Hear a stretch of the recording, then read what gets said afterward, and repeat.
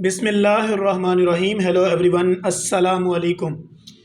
मैं हूं आपका होस्ट डॉक्टर तनवीर अरशद चौधरी। हम आज बात करेंगे कि बेसिकली जो आपको इरेक्टाइल डिसफंक्शन के मसाइल होते हैं, यानी आपको जो शहवत का मसला होता है और उसमें आपके साइकोलॉजिकल कितने इफ़ेक्ट होते हैं, यानी नफसियाती तौर पर आप कितने दबाव का शिकार होते हैं जब आपको ये पता चलता है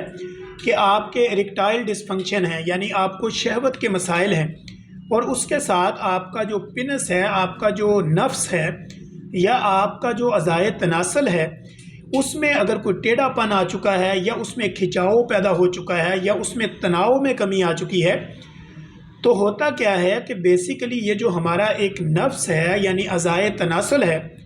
ये एक ऑर्गन है और ये एक मसल है।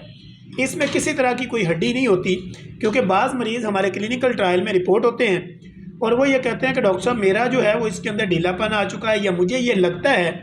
कि शायद इसमें ज़ोर की टक्कर की वजह से इसमें जो है ना इसकी कोई हड्डी ब्रेक हो चुकी है, यानी ये इसका जो है वो डैमेज हो चुका है। तो मेरा अपने उन तमाम व्यूअर्स को एजुकेट करने के लिए इस वीलॉग के ज़रिए कि इसमें कोई हड्डी होती नहीं है, ये बेसिकली एक मसल है और मसल जो है वो उसकी स्टिफनेस हो सकती है, उसके टिश्यू फट सकते हैं, टिश्यू डैमेज हो सकते हैं। तो इस तरह ये आपका टेढ़ापन भी आ सकता है, इसमें खिंचाव भी हो सकता है, तनाव में कमी भी हो सकती है और इसी तरह हैंड प्रैक्टिस के ज़रिए आपका जो है वो इसके मसल में खिंचाव आ सकता है, इसके नर्व के तनाव में कमी आ सकती है, या इसका टेढ़ापन हो सकता है या इसका छोटापन हो सकता है। तो इसमें बिल्कुल घबराने की ज़रूरत नहीं है। हम अपने क्लिनिकल ट्रायल में क्या करते हैं, जब पेशेंट इस कंप्लेन के साथ रिपोर्ट होता है कि उसने हैंड प्रैक्टिस की है, मुश्तज़नी की है, उसके बाद उसका जो पिनल एरिया है या उनका जो नफ्स है या उसका जो अज़ाए तनासल है उसमें ढीलापन आ चुका है, टेढ़ापन आ चुका है, मोटाई, गहराई, लंबाई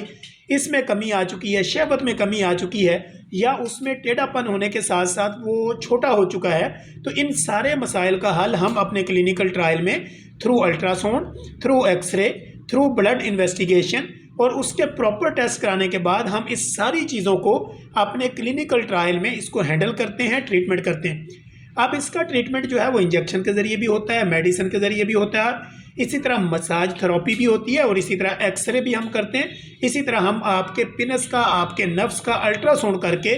इन चीज़ों को प्रॉपरली देखते हैं कि जहाँ पे आपका मसल जो है, नफ्स बेसिकली एक मसल है, एक ऑर्गन है बॉडी का,